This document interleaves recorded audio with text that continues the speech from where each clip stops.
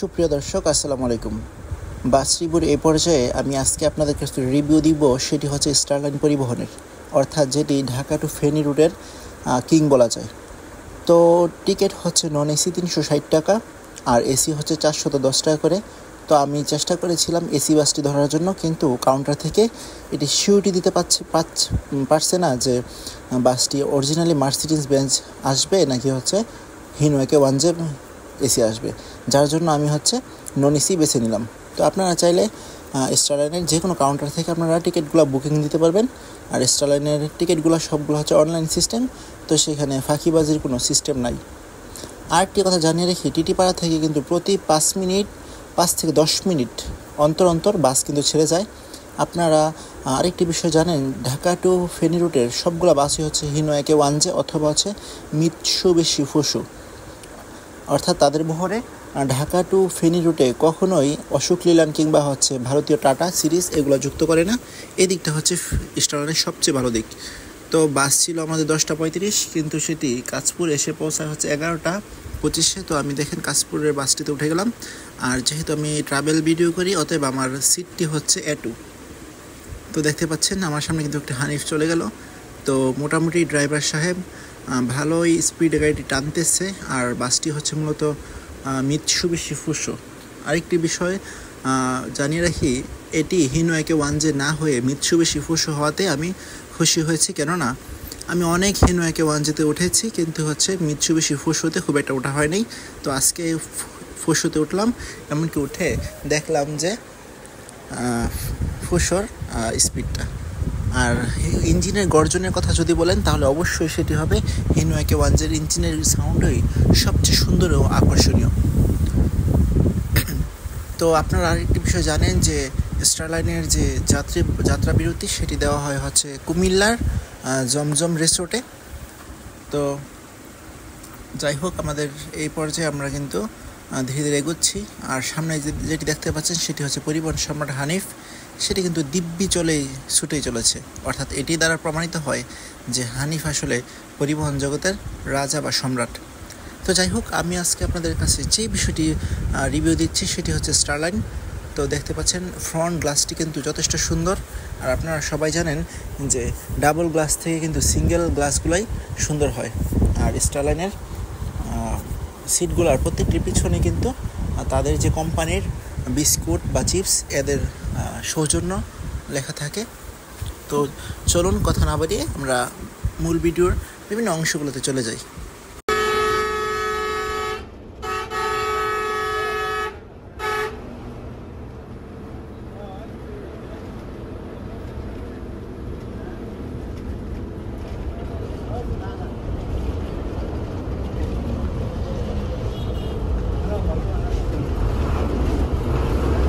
দর্শক, এই মুহূর্তে দেখতে পাচ্ছেন আমাদের বাসটি কিন্তু মেঘনা সেতুতে উঠে গেল, অর্থাৎ সেটি টোল হচ্ছে 410 টাকা। তো সেটি পরিশোধ করেই আমাদের বাসটি সামনের দিকে এগিয়ে যাচ্ছে, অর্থাৎ মেঘনা সেতুতে ওঠার জন্য এগিয়ে যাচ্ছে।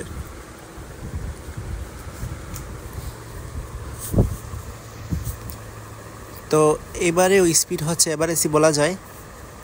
তো এটাই ছিল আমার স্টারলাইন পরিবহনের প্রথম বাস জার্নি। তো ভিডিওটি কেমন লাগলো আপনারা কিন্তু অবশ্যই জানাবেন। আর পরবর্তীতে আপনারা কোন কোন রুটের ভিডিও দেখতে চান সেটি কিন্তু অবশ্যই জানিয়ে দিবেন। আর ড্রাইভার সাহেব মোটামুটি বয়স্কই বলা যায়, আর উনি ওনার দক্ষতার সহিত কিন্তু বাসটি সামনের দিকে এগিয়ে নিয়ে যাচ্ছে।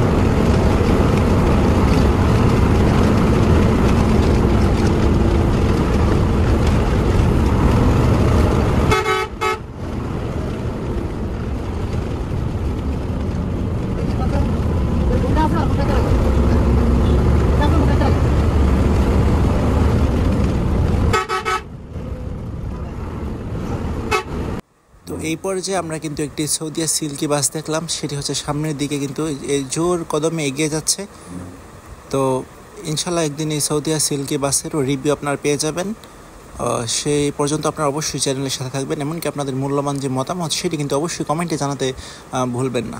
তো যাই হোক, আমাদের কিন্তু খুব সম্ভবত আমাদের যে যাত্রা বিরতি বা যে রিসোর্টে, সেই রিসোর্টের কাছাকাছি এসে গেছি। তো আমরা রিসোর্টের কিন্তু পূর্ণাঙ্গ একটি রিভিউ দিব। তো এই মুহূর্তে দেখতে পাচ্ছেন এটি হচ্ছে জমজম রিসোর্ট। সেখানে আসলে শুধুমাত্র স্টারলাইনের মেলা দেখতে পাবেন। আর আপনাদের আরেকটি বিষয় আমি সতর্ক করে রাখি, সেটি হচ্ছে রিসোর্টে কোনো কিছু খাবার অর্ডার করার আগে বা খাবার আগে অবশ্যই সেটি দামটি জেনে নেবেন। কারণ অনেক সময় এরকম হয় যে আপনারা একটি খাবার অর্ডার দিয়েছেন কিন্তু খেয়েও ফেললেন, কিন্তু তার দাম বেশি। তো যাই হোক, আমি আজকে একটি চা নিলাম, সেটির দাম হচ্ছে 20 টাকা। আরেকটি বিষয় জানিয়ে রাখি, সেটি হচ্ছে যে জমজম রিসোর্টের কিন্তু ওয়াশরুমগুলো যথেষ্ট সুন্দর। তো আপনারা এদিকটা খুব লাক্সারিয়াস উপভোগ করবেন। তারপর দেখতে পাচ্ছেন এখানে কিন্তু একটি স্টারলাইন এসি বাসের চাকা কিন্তু বদল করা হচ্ছে। আর তো যাই হোক, এই বিষয়টি কিন্তু খুবই ভালো যে স্টারলাইন তাদের বাসগুলোর ক্ষেত্রে মোটামুটি নজর দেয়, যদিও তাদের ট্রিপ সংখ্যা বা বাসগুলো যথেষ্ট চাপে থাকে। তো আপনারা আমাদের চ্যানেলটি যারা অবশ্যই দেখছেন বা সাবস্ক্রাইব করে রাখছেন, তারা অবশ্যই কমেন্টে জানিয়ে দিবেন।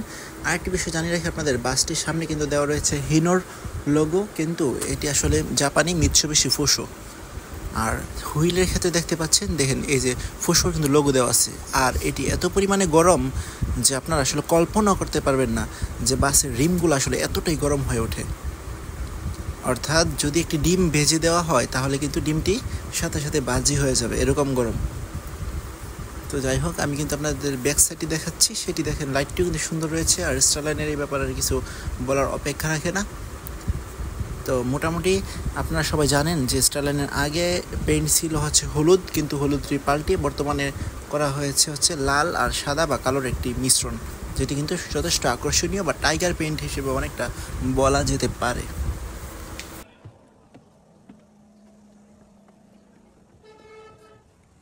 সিটের কভারের পিছনে দেখতে পাবেন আপনারা যে স্টারলাইনের নিজস্ব যে বিস্কুটগুলো সেগুলোর কথা দেওয়া থাকে। তো যাই হোক, আপনারা দেখতে পাচ্ছেন। আর সিটের স্পেসটা একটু কম মনে হতে পারে, কিন্তু এতটাও খারাপ না। আর সিটগুলো হচ্ছে যথেষ্ট কমফোর্টেবল।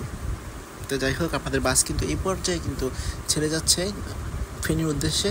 যাত্রাপথের সামনেই কিন্তু দেখতে পেলাম একটি জাপানি হিনো একে-1 বাস, সেটিকে অতিক্রম করার কিন্তু চেষ্টা চালিয়ে যাচ্ছে আমাদের বাসটি।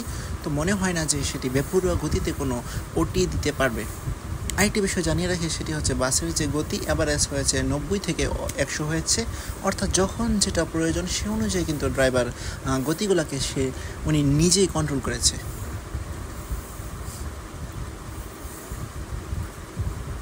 তো যাই হোক, ভিডিওর শেষ অংশে আপনাদের কিছু কথা থাকবে, আর আপনারা এই মুহূর্তে কিন্তু বাসের সাউন্ডটি শুনুন।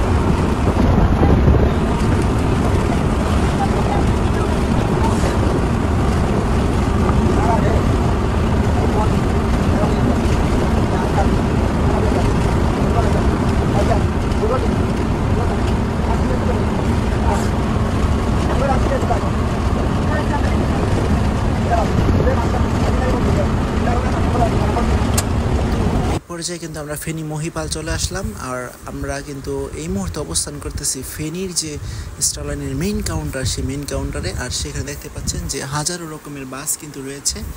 তো যাই হোক, একটি সুন্দর একটি যাত্রা ছিল। আপনারা কারা কারা ভিডিওটি উপভোগ করেছেন তারা কিন্তু অবশ্যই কমেন্টে জানাবেন। আর আপনাদের পরবর্তীতে কোন কোন ভিডিও দেখতে ইচ্ছে হয় সেটাও কিন্তু অবশ্যই জানাবেন। তো সেই অনুযায়ী ভালো থাকুন। সকলকে আবারও স্বাগতম জানাচ্ছি। আসসালামু আলাইকুম। আর যারা চ্যানেলটি এখনও সাবস্ক্রাইব করেনি অবশ্যই কিন্তু সাবস্ক্রাইব করবেন। আর স্টারলাইন সম্পর্কে আপনাদের কোনো মূল্যবান মতামত থাকলে সেটি কিন্তু অবশ্যই কমেন্টে জানাতে ভুলবেন না।